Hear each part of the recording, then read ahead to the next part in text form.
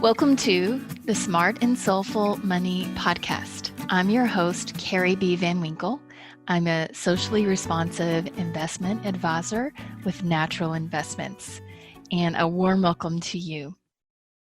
My guest today is Joel Solomon. He's the author of The Clean Money Revolution, Reinventing Power, Purpose, and Capitalism, and he has been doing pioneering work in this diverse ecosystem of creating positive impact through money in a number of ways for 4 decades, Joel, or longer. Yeah, I'd say, 3.5 probably. 3.5 decades, yeah, and continues to do great work.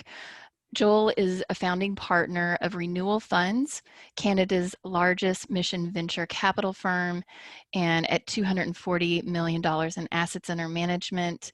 They invest in organics and climate tech in Canada and the US. And Renewal Funds is Gears Rated, a founding Canadian B Corp. 5 times they've been rated best for the world by B Corp, and they are a 1% for the planet member. They're recognized as Impact Assets top 50 impact fund managers. Renewal Funds has been named a Best for the World Funds by Be the Change Media for setting the measurement and management bar for impact investing. It also has been named a B Corp for Best of the World Company. Joel is co-author of The Clean Money Revolution, which is a call to action to move trillions of dollars from damaging to regenerative use. Welcome, Joel. Thank you so much for having me. That introduction could have been so much longer. You've done so much work that's, like I said, pioneering and impactful. And I loved reading about some of the work that I was aware of already, but so much more of the work that you've done that I wasn't aware of. And even having spent a significant part of your life in Nashville and growing up in Tennessee, how integral you've been in the revitalization of Nashville in certain ways, which was so fun and interesting to read about. And then also your work in really pioneering where Vancouver has gone and the direction that it's gone, and seemed to be a key person in a key group that's really helped with some of that leadership as well. So exciting to get into our conversation today. That's very kind of you. I'm a big believer that you have to be involved in politics and who is going to lead your city, your state, your country. It's crucial. And very timely as we have this conversation on Super Tuesday. Okay, so your book is called The Clean Money Revolution. Just let's start out by you defining clean money for us. What are the characteristics of clean money? Clean money is money that is doing less harm and more good. That's a very relative and subjective comment and definition, but the world is rapidly developing metrics and standards about what that means. We know that a global population that was less than 3 billion when I was born in the mid-1950s is reaching 8 billion today. Pressure on ecological, social, and every kind of system is immense and growing. We have lived through an era where the Industrial Revolution, post-World War II, gave us incredible, almost magical tools that seemed to be the age where science was going to cure everything for us. And as it turns out, we weren't really paying attention to the full cycle and how the entire ecosystem and public was affected by some of the inventions that were miracle-like. So now we are beginning to understand what the pressure on that which keeps us alive and well is undergoing. And the awareness is driving us as consumers, where we shop, perhaps where we work, what we do with money that we have, what kind of banking, how we invest it. All of that is now under much more scrutiny. It is easier to find out information. And there is a movement that I would say is driven by idealistic boomers and young people And then you could go through other demographics of the population that you might naturally understand and believe would be caring about such things as toxics in the food systems in the household, like mothers. So an awakening is underway, and we are beginning to seek and demand products, services, and placements of money that do less harm and more good. And that's clean money. One of the things that I talk about is the only action that can create change is imperfect action.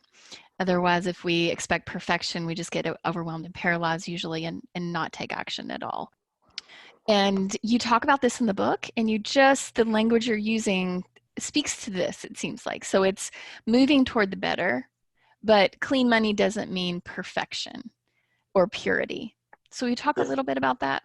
Yeah, if only it could, if only we could be perfect, if only we knew what that was, if we could possibly understand the complexity of life enough to know that. So we have to fall back on our own instincts. We get influences from our education system, maybe our spiritual institutions, family, society, but also increasingly mass market, television, advertising, the movie theaters, social media. And this creates a bewildering situation for someone that is motivated to do better with money and with life. So perfect is not really possible, is my assumption. But every single act that we take with money has an actual connection to global issues, local issues, our own well-being, and the well-being of future generations. That's a big responsibility. As we come to understand that responsibility better and better, many of us, increasing numbers, are striving to understand more about how systems work, about the company that they work at and what it's actually doing, what our political leadership is choosing for us. And we are realizing that some of the power that money has when concentrated in large doses is also available to us as people making choices about which store to walk into, what to buy, which bank to use, where to invest our savings. And every act that we really do now in modern society. So with information, with growing awareness, with concern about the long-term future, we're seeing a wave of invention and creativity and human ingenuity to produce products and services that align better with who we are, what we care about, and what we want our lives to mean. So as I read through the book, I brainstormed a list of like what is Joel saying in this book is really how you've lived this clean money journey, and what are kind of these key characteristics of clean money. Two of these characteristics of clean money that you write about in the book and you've lived definitely seem to be creativity and innovation. Absolutely. We need that for all kinds of reasons, and it's valuable no matter what our values are or our goals. But for those of us that feel some responsibility for the future of civilization, or let's make it simpler and say the future of our families, the future of our communities, we're understanding more and more the obligation and responsibility to see how systems work and what's behind the product at the store. And since we're speaking, both of us are in the financial world, to really understand what's behind where our money's invested. Where's our pension fund? Where's our retirement savings? And we now have the ability to get information about a lot. And that power of information gives us the power of choice. And those choices are somewhat a model that represent us in the world and create the persona and the imprint we leave in our entire life. I believe that my name is on my money. I have some responsibility for the people and places that were affected before that money got to me. And I know that I have responsibility about where I place it after I own it. If I'm someone that's succeeding in the American dream or given the privilege and opportunity to succeed in the American dream, and I create savings and a bit of excess, my responsibility just goes up. I do have choices. It's important and morally correct that I make those choices. And we together, those of us in this field that share values like this, are rebuilding a financial sector so that there is much better alignment with what we care about and where we place our money. You have these great examples of how you've done this, and everything from community revitalization around real estate in Nashville to greening of Vancouver and so much in between. Can you give us an example of how you've engaged in systems change through how you've directed your money? Given the responsibilities that I think we have, a follow-on that's obvious is to understand what's going on in our communities, in our political leadership, in big systems, in how companies are being run, and where is the origin of our good intention getting veered off into something that we might be embarrassed to find out what it's really doing. How do we get ourselves to ignore that? How do we get ourselves to pay attention to it? So in my life, I was privileged to have a successful entrepreneur father who made enough money to leave me with a $3 million inheritance of illiquid real estate in my late 20s. And that money was made in shopping malls. And I had some issues with the theory of shopping malls and what they did and what they represented.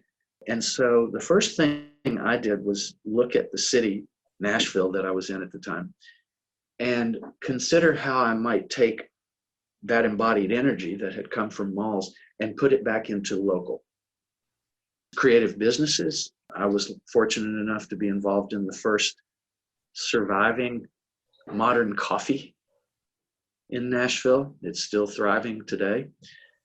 And I also became involved in the first house by house renovation in neighborhoods, and gradually with a partner became involved in a quite successful urban and neighborhood focused real estate business that was buying and selling homes and donating a portion of we put 5% of the company into charity so that we would never neglect the responsibility to give back.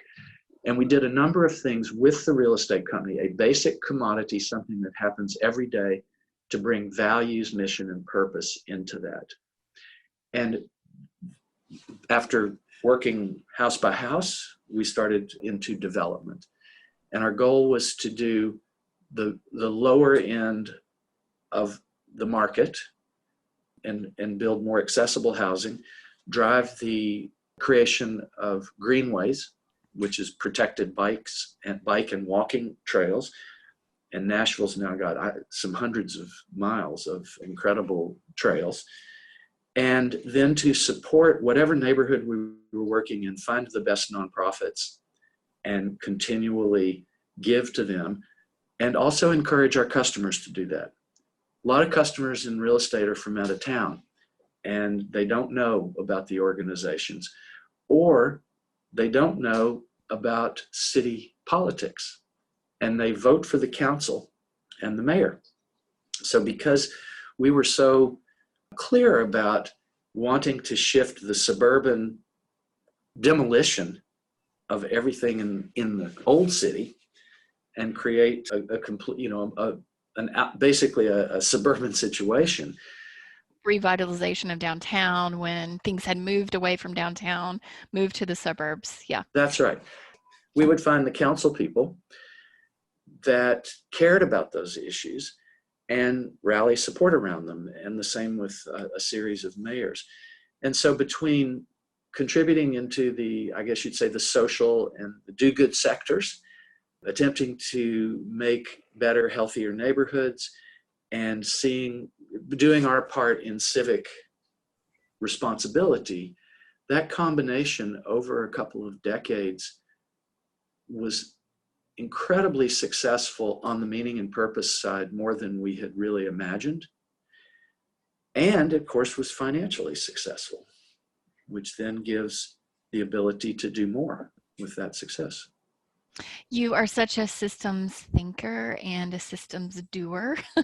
And you've mentioned, the social enterprise is where it sounds like you entered, being this recipient of inheritance from your father and being very conscious about how you wanted to shift the energy of how that money was going to create impact going into the future, and putting that into social enterprise efforts, it sounds like. And then also an innovator in local investing. And then you mentioned charitable giving there as well. And then also public policy, really seeing how these different points come together in the ecosystem of change and have to work together to create true change.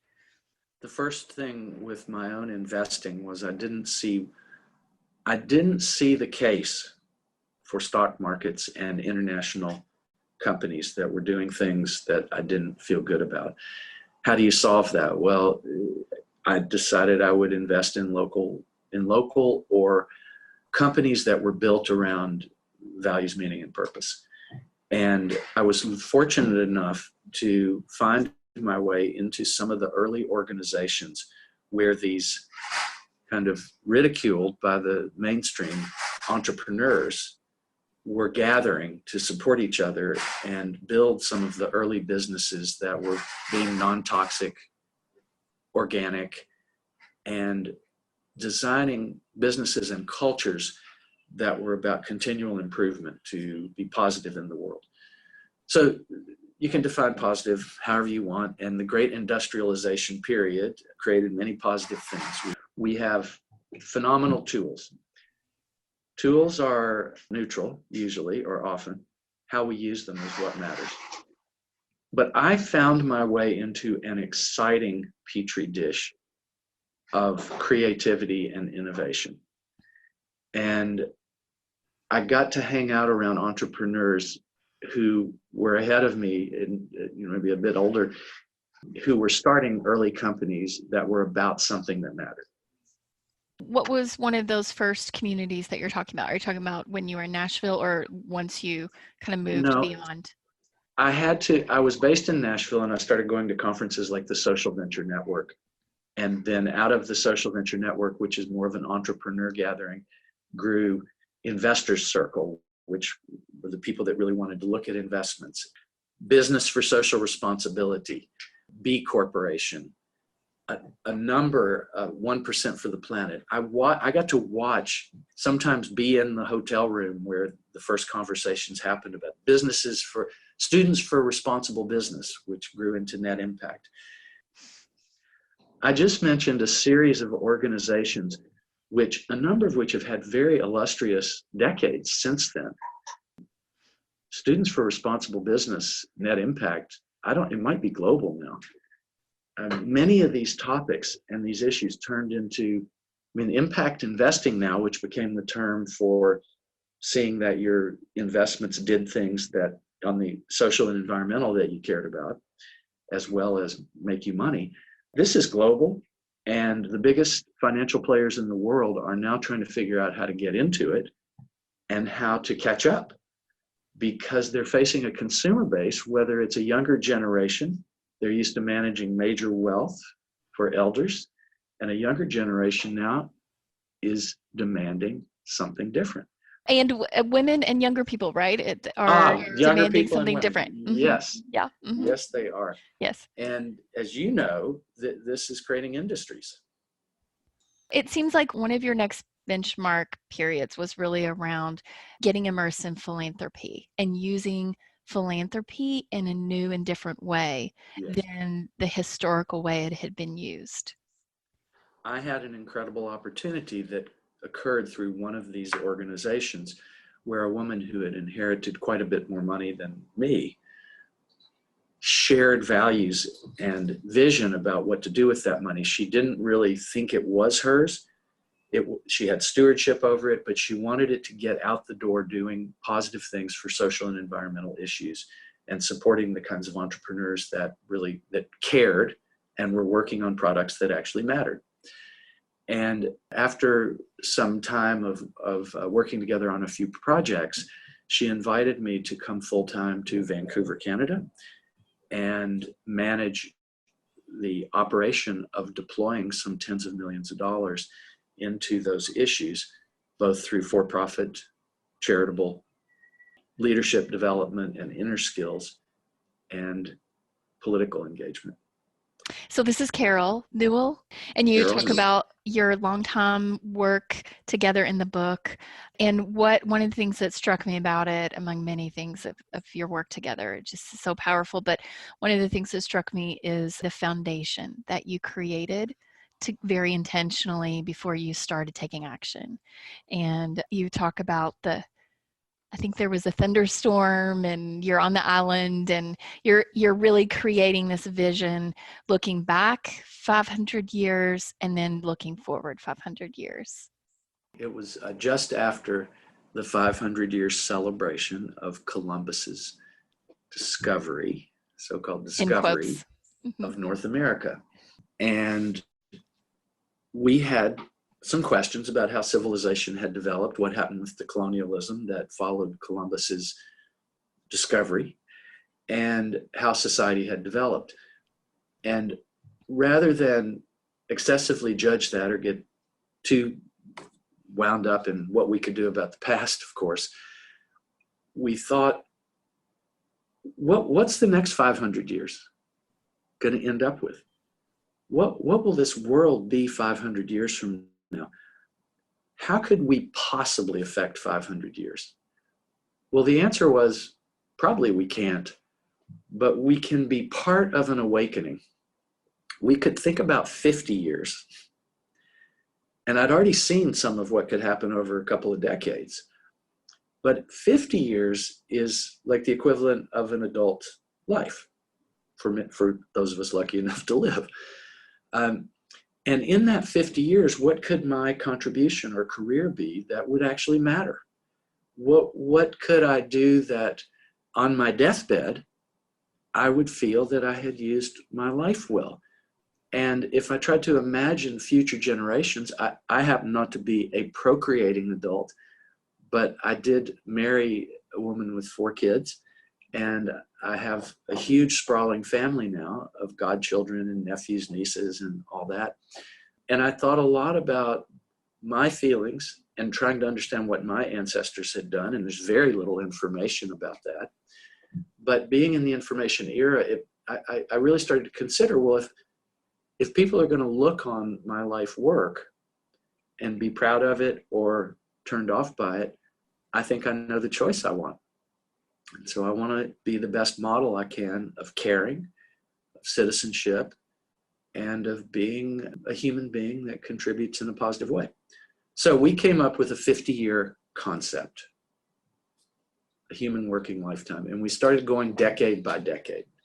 We never made it really past the second decade because our work completed, but the first decade was just do a lot. Small checks, medium checks, big checks, get money out the door to entrepreneurs, to nonprofits, and et cetera. And part of it was to put $20 million into a charitable foundation and attempt to use, our look at the foundation world was pretty conventional at that time. There's now well over $1 trillion in the US and Canada that is in actual foundations. And because of new rules, as you're aware, there's much bigger money than that that's sitting in donor advised funds. And there's a lot of money where a charitable tax deduction has occurred. And then the donor is restricted to give that money to legitimate charities. So with our 20 million, that is a relatively small foundation in the world. There are multi-billion-dollar foundations.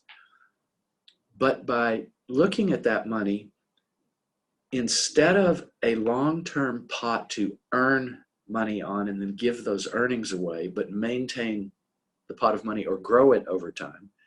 Carol concluded she wanted it out the door now. Which was very revolutionary. It is very unusual. There are more people doing it, particularly private people that actually can make the decision themselves because they're seeing the urgency.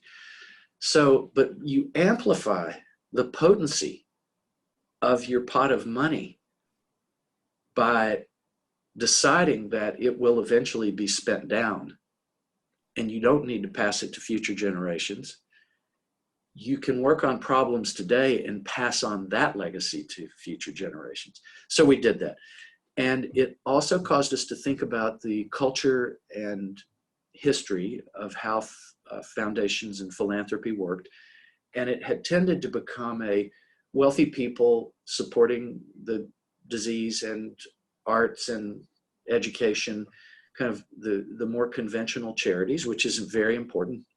But there was a lot of neglect of environment, social justice, and many, many other issues that were starting to emerge that were creating the problems being solved by the hospitals and the disease charities and some of that. So our theory was put our money into the people that are working to change policies, to change systems, and spread it around that community so that a bit more ease. We decided that it was not our job to create lots of hoops and bureaucracy for organizations to go through to get a grant, that the easier we could make it and the faster we could get money out the door, the odds were actually better that it would create an ecosystem where a lot of change could happen. And we believe that a lot of that was accomplished. We didn't just spend down the money. We invested in some other organizations, one being a consolidated national charity that served hundreds and hundreds of donors and helped them figure out how they were going to use their money well. And so we invested in the building of that infrastructure. The Tides Canada Foundation modeled on Tides Foundation in the US, which I'd been a 25-year board member of and really impressed with it. So that was, we invested in a legacy organization that wouldn't be Carol's responsibility or her descendants, but that would be here for the public in Canada, and gave significant money to that infrastructure. But the idea was for Carol, who did not have children, is to get the money out now, because early money can really solve things from becoming bigger challenges in the future. So that's the charitable side. How have you personally, and then also as you worked with Carol and then so many other people that have very different levels of assets and Yes. opportunity there to create impact, how have you helped focus, gotten more clear about what your values are, and decide how you want to focus those values into your philanthropy and your investing life? That's such a great question. We're now basically going to talk about how do you develop a point of view about what life is, what's its purpose, what's a good life, and you start having to look at the morals and ethics and the actions that you're responsible for. I have this social issues questionnaire that I could give a new client, and it's 3 pages of list of things that could connect to someone's values. And most of the time when I do use that with someone, they say, yes, all of these are important, so we have a different conversation usually than that. But it speaks to me of there is so much need, there's so much to pull my energy in different directions or to pull someone's. So just discerning what is most important to me and how then I translate that into action. And I help my clients do that, but I'd love to hear, you've done this for so long in different ways. I'd love to hear from you about this. I think there's a long history of reflective practices. Religions offer us that in a formal way. And we're in the era of psychology and psychiatry and learning more about the human being's mind and feelings and how that works. And so I wouldn't call it a religion, but it is a practice of how do you be a better human and how do you reach your full potential as a human? How do you solve things that are bugging you in a healthy way? And we now have access to the wisdom traditions of the whole world, just like we do food. If you live in a city, you can go out and eat food from almost anywhere on the planet. And you can do the same with your look at morals, ethics, spiritual practice. What does it mean to be a good human being? So that's with the religions. And then now there's this practice and science of psychology and how the human being works, etc. So the answer to the question for me, some people naturally come to it and just have instincts that drive them there. I don't think Greta has gone through a bunch of therapy or retreats or things to learn her values. But a lot of us, it's confusing. It's confusing to know exactly what we care about and how to focus that.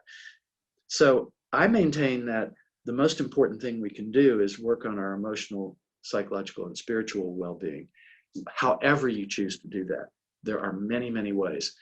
But the clearer we become about what matters to us, how we're going to treat other people, how we're going to treat ourselves, how we look at ourselves as citizens, this should be the core of education. And it somewhat shows up there, but pretty much we're on our own to figure it out. So I would just say, without going into great depth, we have access to the great teachers of all times, to the spiritual traditions of all times, to the meaning of life explorers, and we have a bit of a responsibility to go on that journey. As you've gone on that journey, what you talk about to some degree in the book, where have you gotten clear where things have been bugging you and how you want to solve them in a healthy way? Well, an easy story is about being diagnosed with a genetic kidney disease that my father's side had many, many of his ancestors die from, and he died from it. And I was diagnosed with it in my early 20s. What's the kidney and what does it do? And I was told that there was nothing I could do about the progression of this disease except stay healthy. Just be healthy. And I could last a long time or I could die soon. Well, in some ways that was a wonderful diagnosis because it left a lot of room for me to think through, how did I want to handle this? What's the meaning of life? What am I going to do with my life? How do I be sure that I don't wait too long for that? So the first thing was, well, what's the kidney do? It cleans the blood. Why does it have to clean the blood? Because we take all kinds of impurities and toxic substances in, and some of them are naturally occurring, but many of them are from modern society. And very quickly, that led to walking into the grocery store and starting to read labels. What are these last 5 ingredients here that sound like a science experiment? Are they harmful to me? Oh, no, don't worry. It's all good. Don't worry about it. And it was hard to buy that. And this is what drove, I believe, the beginnings of the organic food movement that now has spread into all parts of society. Either we know or don't even know that it's happening. We're not aware of it.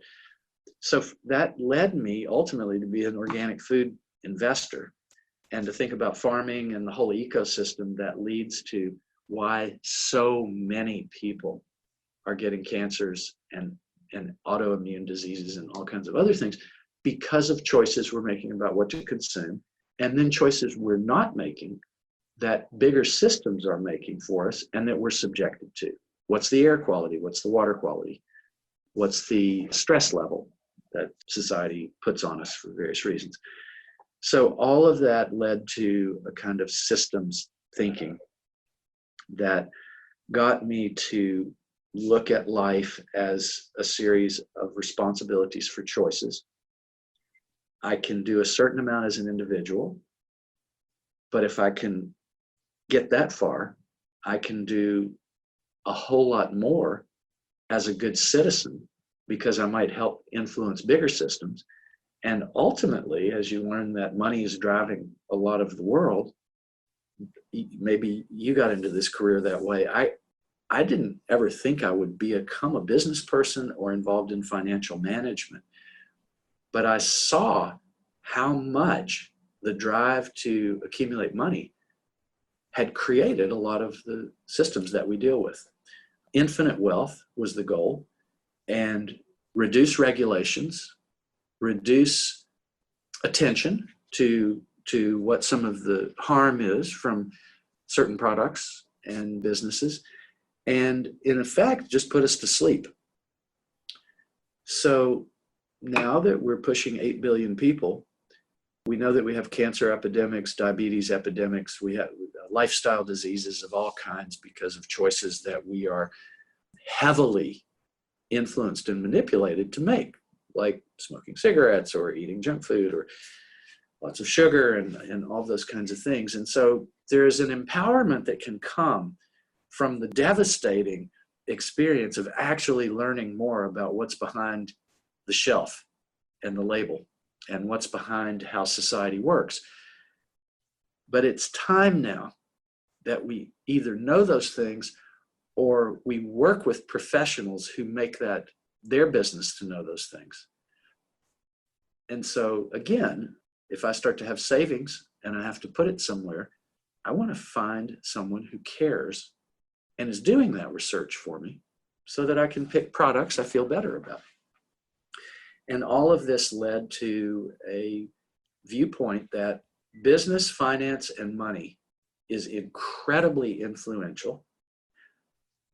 I can't ignore it because it's changing the future and it's changing what my family and descendants will face.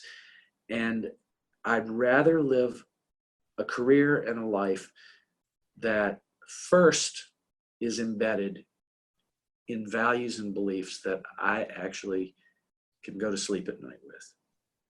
And that I hope on my deathbed, I will feel proud of and at some peace that I did the best I could.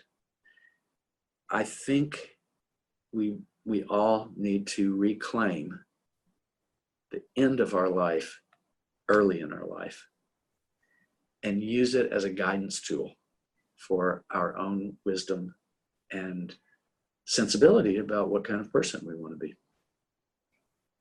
You mentioned how you never thought you'd be, running a venture capital for a fund and do probably a lot of the things you've done in this ecosystem of money. And also, I didn't think so either. I got my master's in social work and was attracted to social work because of, it was fun to read this in your book too. You and I are both doing work, and it seems like attracted to the way we're able to help someone as an individual in their own life and in their own money relationship with money, and how they're taking action in their money life, and doing that within understanding the systems and how we can shift and transform systems. And so that's social work, personal and systems. So that's really what drew me there, and actually what I get to do now in the truest way that I feel like I'm called to serve in the world. So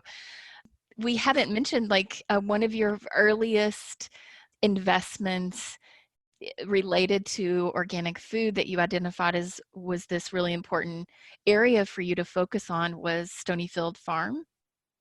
Yes. Back in the day when they were a little startup. I ran across Stonyfield Farm because I had $50,000. This is before my father's death and the inheritance. He had made my sister and I part of some kind of a partnership, and we ended up with $50,000 each. And I was in the part of my life where I considered that money that was earned in ways that I wasn't that proud of, and I wanted to do something to repurpose it. So I talked to a person I knew who was a deeply moral and ethical person involved in these kinds of questions. And I said, I want to put something into a business that's doing that's doing good in the world. And so he introduced me to a small nonprofit that was working on the premise that small family farms had an important role to play and everything shouldn't go major agribusiness. And that they were raising loans to help pay for their organic yogurt manufacturing, and that they had 5 cows, but they wanted to buy a few more. And could I make a loan there? And so I was eager to get this into something that sounded good to me, and I put 25,000 of the 50,000 into this small family farm institute. Before they cashed the check, they called me and said, we don't think we can do this as a not-for-profit. This thing's going to grow. There's no yogurt in the entire North American continent on a grocery store shelf that's not full of chemicals and stabilizers and all kinds of weird things. You don't know what they are. And we don't think we should be serving that to people. We need to do organic, naturally made yogurt. So I liked that. Then they said, but we're going to have to be a for-profit because we'll never be able to grow to the scale that needs to happen here as a not-for-profit. Would you consider converting your loan to an investment? And that was an easy decision because I just wanted this money used well. That sounded good. To an equity investment? To equity investment. Mm-hmm. I did it. And I also started spending time with the entrepreneur, Gary Hirschberg. Samuel Kamen was his partner. And I would visit, and I used it as a learning opportunity for me. I would try to figure out something I could do that was helpful to him so that I could ask a lot of questions. And one thing was he had to be in the car all the time, driving around to talk to customers, and he didn't get much sleep. And so I could ride with Gary and help keep him awake and engage him in conversation and learn a lot. I think I got my business training this way by investing in different entrepreneurs and then learning from them.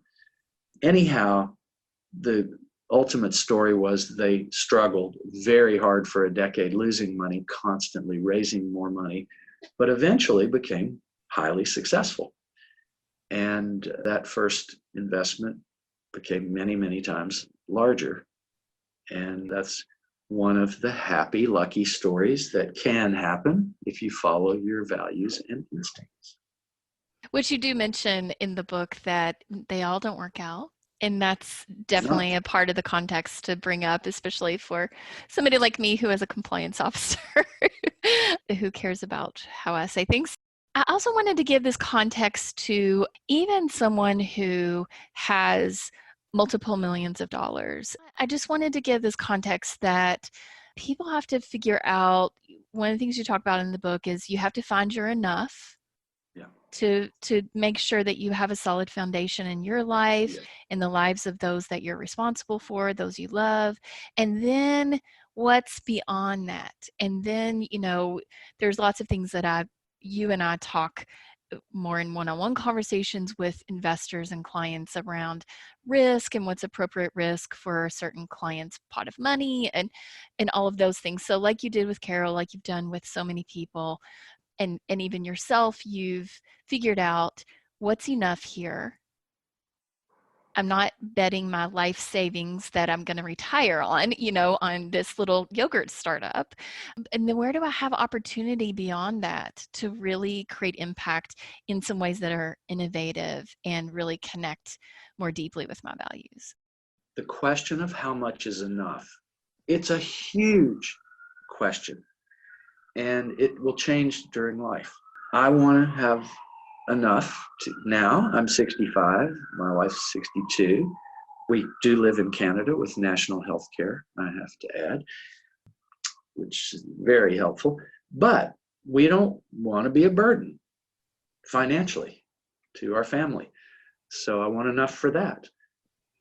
We're still earners and we're involved in investing in things. So we're in that class of people that are not just working a job for a career and then retirement and then have to live on that. So it's important to make that distinction. We are more privileged in what we've been able to get ourselves into, but nonetheless, there's still an amount of money and wealth to manage, either cash or by doing investments. We're lucky because we're both active with entrepreneurs and things. And so we do have opportunities beyond the larger institutional kinds of investment instruments that are available. But there is a how much is enough. And a couple of examples about how that affects day-to-day choices. When the current administration of the US government, political administration, created a big tax break for people that are wealthy and have more than enough, I consider that tax break for me as bumping up the bar on what we need to do with charity, with supporting things, people that we care about, and that we have a responsibility to get that money back out the door to things that matter. We also get to benefit from the cross-border exchange rates. Not everybody has that situation, but they change all the time. And so we have capacity to move money one direction or the other. But we need to have things that we're involved in both countries that we believe in and believe are worthy to move capital there, take risk with it, support emerging entrepreneurs and things that really matter to us. And so you've said another point I want to address, which is, so we're active in those fields. That in itself is unique. Most people don't have it. But there are increasingly products and services that will consolidate. And maybe, obviously, if you want to invest in the biggest companies in the world, well, the stock market or funds will enable you to do that. But we're finding that creativity is starting to do investment entities that support regenerative agriculture or that support minority owners of companies in local situations, or that go into your local community and such like that, because the creativity of entrepreneurs in the financial sector is in a blossoming period of many, many new kinds of products. It's the responsibility of your advisor to let you know the relative risk level that you're taking, and to be sure and raise the flag and say, you're going too far. If you really want to maintain this retirement fund, be more cautious. But as you know, there are now products that are more cautious, but might be focused on infrastructure for cities that help the health of the whole population, but are fairly reliable because they have city government's money and taxation power behind them. So there's a huge world of options that's available. And where even a decade ago, your industry, and the one I'm in a different way, the wealth management industry, was pretty limited in the kinds of companies, businesses, ideas that it invested in. But we're in an explosive era of creativity that matches our understanding about science, ecology, and how the world is working, that is stepping up now. And we invest in what we called environmental technology when we started over 10 years ago.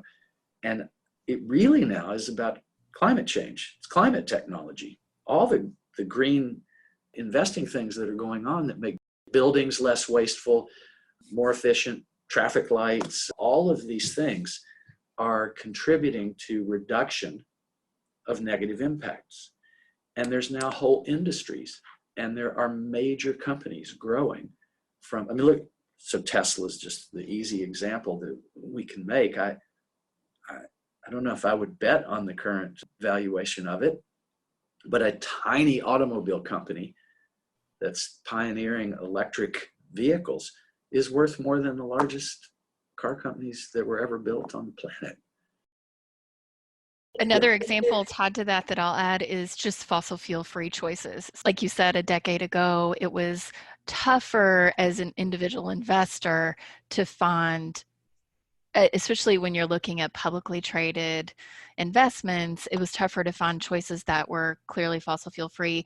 And now in my world, it's very common, in my world versus like the conventional investing world, it's Yes. very easy and common to find plenty of diverse options that are under that fossil fuel free umbrella. So That's right. it's really matured in a great way. And the Yeah. biggest wealth managers in the world are scrambling to catch up with products to meet this market demand that youngers are driving and others for other reasons.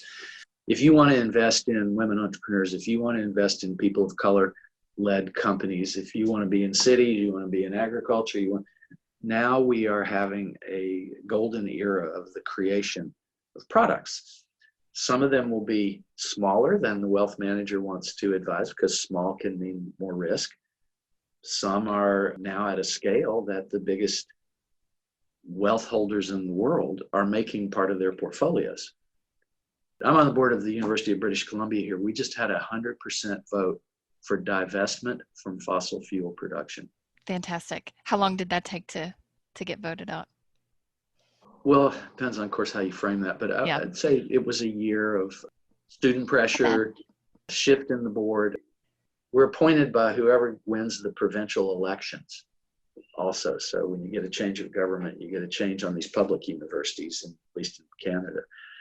So it took time. It's fantastic. That's a big win, and though that creates ripple effects for other universities for sure.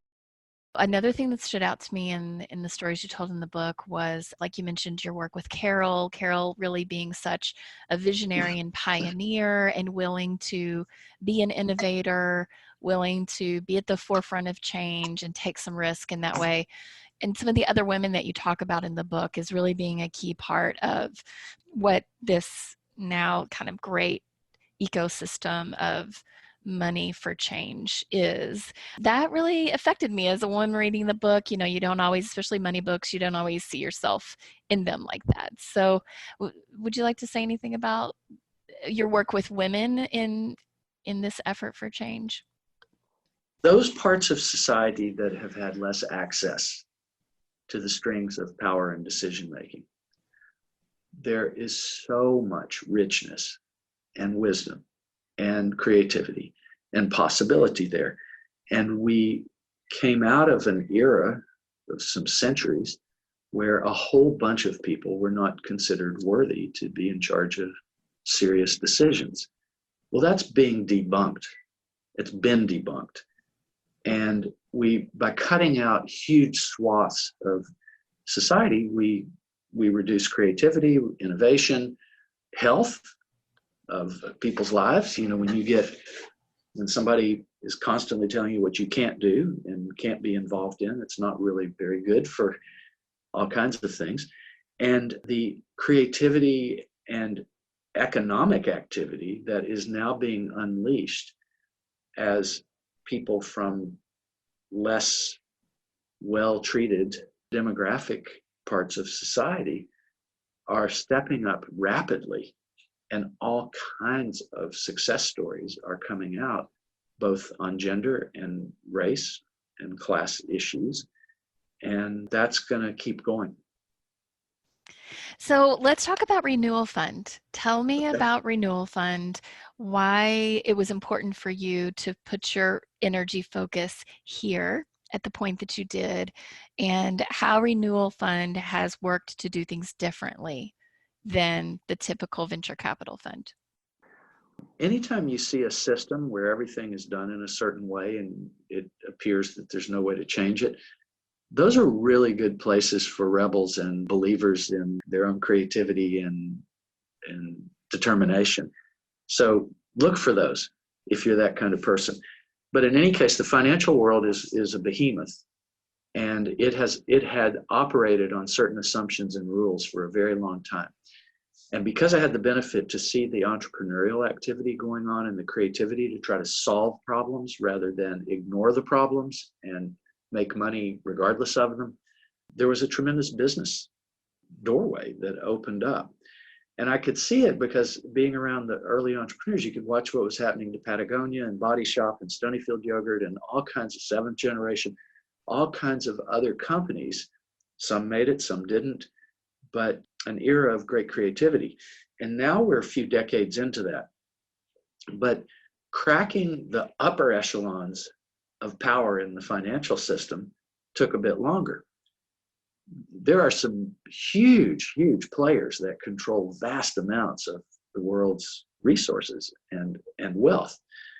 And besides the fact there's some of those individual businesses, there is a class of companies that behave in a certain way and kind of shift and create the accepted morals and ethical behaviors that all the rest of us have to live with. So like any entrenched way of doing business or doing things in life, as people start to tune into it, this is where change happens. It's the breeding ground for change is down there at the, I don't like how this is done, I'm going to do it differently, which doesn't always succeed, but offers the opportunity. And then the next thing I'll say about it is people that are willing to take risk and do models that are built on a different set of assumptions, principles, values, ethics, etc., often end up pioneering in any sector, industry, whatever it is, name your field. So around business and money, it looked like one of the last giants to be challenged. Religious entities weren't challenging it, education system wasn't challenging it, but entrepreneurs saw an opportunity. So being immersed with some of these characters, inventing new products and ways of doing business, and being an investor in some of them, made me, and then working with Carol and being unleashed to really do a lot more of that. People that we trusted and were our advisors kept saying, you should create a fund and see if other investors will pool their money with you.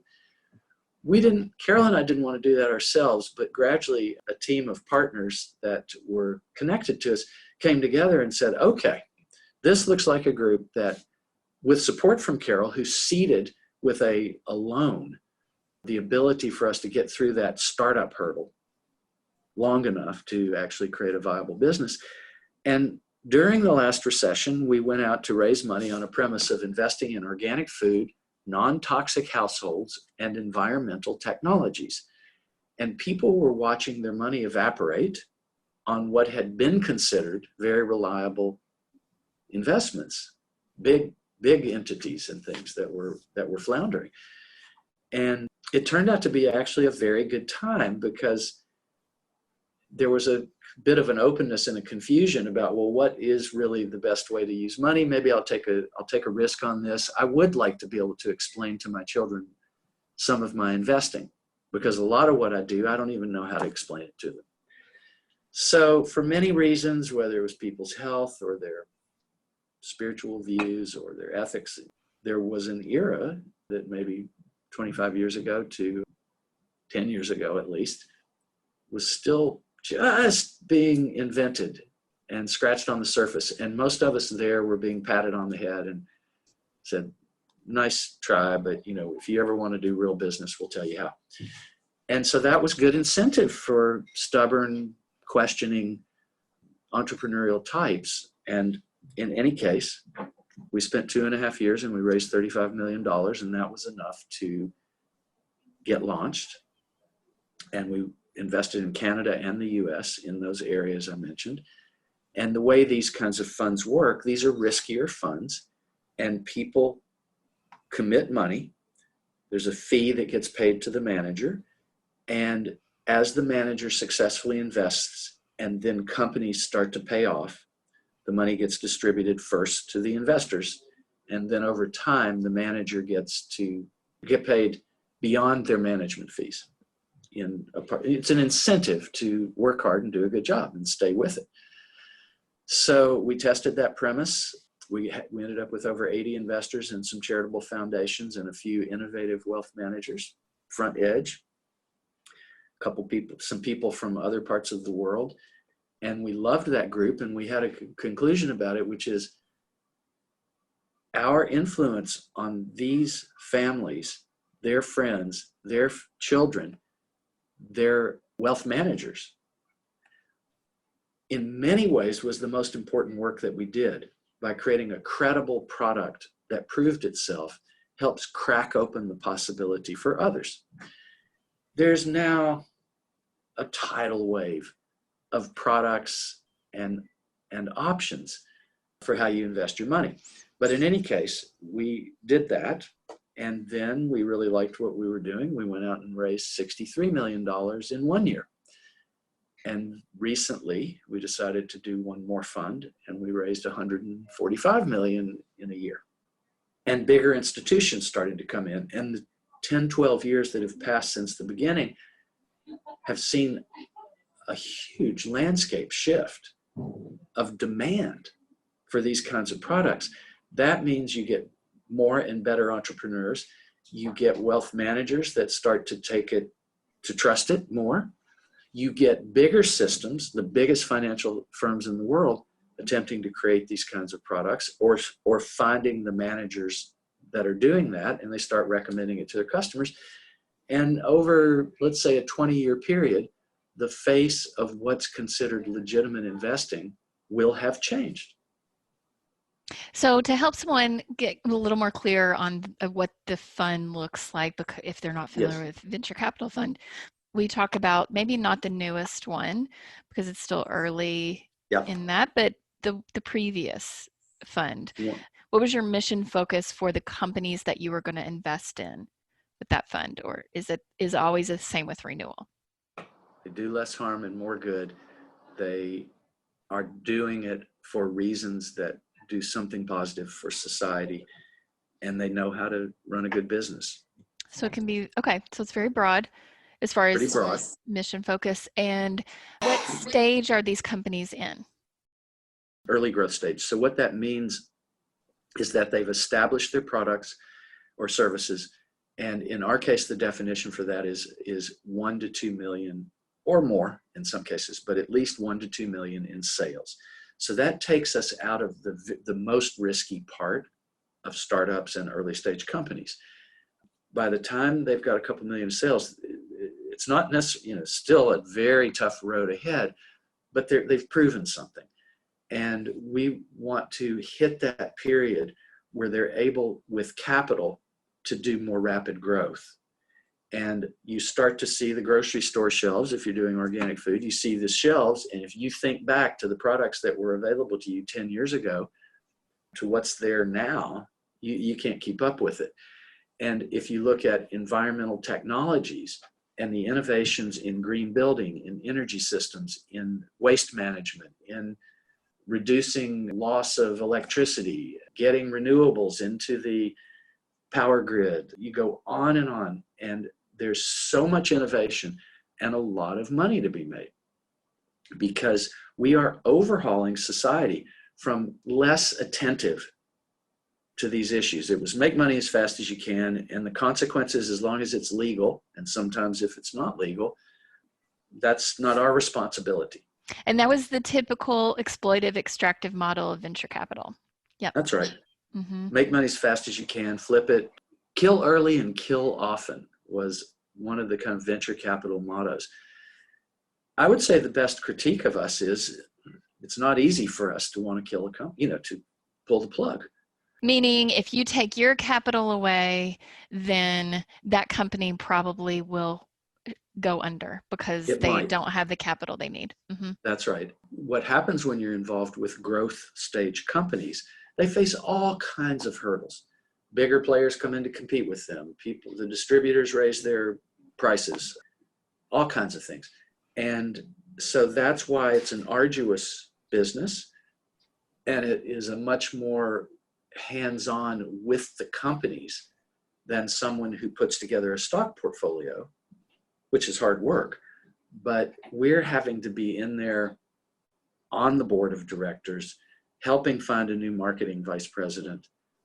We had one situation where there was a food regulations in crossing the border into Canada for one of our companies. And we went far to find lawyers that knew how to handle it and get through the kind of arcane regulations. And so we get very hands-on with the companies. And we always talk to the entrepreneurs on the front end and say, what's your theory? How big do you want to get this? Do you plan to own it for your lifetime?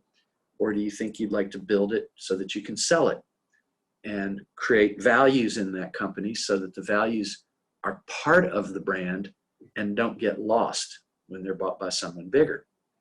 But if they take away those, they're going to lose their customers. So anyhow, it's a very complex and thus intellectually hugely stimulating with lots to learn every day, and really good people that we get, people who care and are throwing their lives into things that matter, usually for reasons, if you dig in and find out there was a health crisis, or there was an environmental issue, or there was something. Right now, climate is driving a lot of activity. And if your company and business is not doing things to pay attention to that and attempt to mitigate, you're going to have a harder time finding employees. And you might have a harder time with your consumers if you're not careful. So we're in this shift period, but you still have to take risks in our business on gambling whether this set of entrepreneurs and this product idea, and then the challenges of how hard it is to build something and make it successful, is, let's just say, highly stimulating, creative, and stretches us in a good way. And it also just is another example of another key principle of yours, which is relationships and community. And everything in the book that you talk about, I mean, really, it's always surrounded in this context of relationship and community. I have been building a small conference of about 100 plus on a remote island up the coast from Vancouver, in an educational retreat facility called Hollyhock, called the Social Venture Institute, which was a derivative of Social Venture Network, and watching how other entrepreneur gatherings were put together. And we've designed one that is only 3 speakers, one each evening, to give people a break so they can just sit and listen. And the whole rest of it is meant to be interactive, create relationships, cross-sector, cross-issues, so people don't feel like all their competition is there, having to give up their secrets or something. And it's a help each other festival, basically. And this is part of creating an ecosystem, even for people that don't attend it, but who've heard. The entrepreneurs that go out reinvigorated, and their staff see them with a whole new energy and things like that. And so doing things that support the ecosystem of doing better in the world are also hugely important, so that people have support systems and friends and allies that they can lean on when it gets hard. They can find professionals who actually care. Anyhow, so the real job, and the reason for me to do anything that I've done, well, that might be a little grandiose, but for most of what I've done in my life, I'm drawn to where there's a turning point possible, that if a little bit of critical mass is created around a certain issue or perspective, that could grow into something much larger that I'll never know. I'll never know what happened with it. Working with people that are sitting on large amounts of money and coming to awareness about the fact that maybe their name is on that money and they're making choices about what to do with it. That's kind of been a 1 by 1 and then 10 by 10, and then new firms are getting created and professional systems built, professionals are getting better and better at it. And I talk about in the book that there's $50 trillion that will pass hands in North America in the next 3 decades through death. There will be $50 trillion or so inherited. It will move into hands of people that grew up in a very different era than my generation did. And that creates a lot of opportunities. How much is enough? What do you want your life to have been about? Your name is on that money. You're responsible for it. And if you think that through, those are serious questions that are the beginning of journeys for people that are getting responsibility for $10 million, $100 million, $1 billion. And if awakening continues and the world keeps advancing, thinking about these things, and there becomes more support network for it and more of a professional field that can actually provide the day-to-day for people that have grand ideas or big serious values that they want deployed, we will see a reinvented, at some level, don't know yet if it's going to go all the way yet, but a reinvented financial system that starts to take responsibility for the externalities, the side effects, whether regulations and laws cover it or their consumer base wants to know that they're not employing slave labor, that they're not destroying ecosystems, and all of those kinds of issues. And, is there a dream? Is it too idealistic to believe that the norms for what's legitimate and okay for the use of the commons that really belongs to the whole planet, for massive, unlimited financial gain for a few owners? Will that be our financial system well into the future? Or will we figure out better balances where there's actually appropriate regulations of the commons? There's a fair taxation system. We understand that certain social services like healthcare support if we get in trouble, like a welfare system, a social security that people don't have to overly suffer in old age, and et cetera.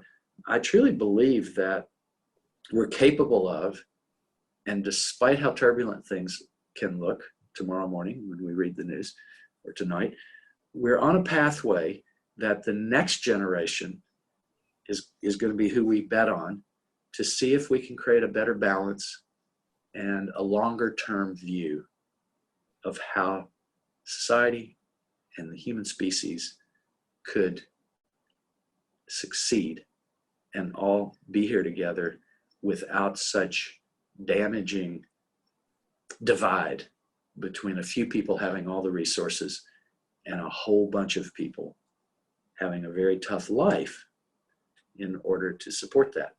I believe that's possible. That's really the underlying theme for everything that I do. It's all imperfect. I don't know enough to know exactly what to do, but through exposing ourselves to peers, wise people that came before us, understand models of how to do things better, and take a bit of responsibility, maybe some risk, to be sure that our contribution aligns with a good future. I'm optimistic that we will get there. Thank you so much, Joel. Thank you for your time today. I've really enjoyed the conversation, and thanks for the effort you put into writing this book. There is a history of the work here in your life, of course, and then also in this effort of moving money towards something, to create positive impact. That history is here too. You've been such a key player in that. So thanks so much. I appreciate you coming on the Smart and Soulful Money podcast. You've been very lavish with time here, and I appreciate it. It's been a lot of fun.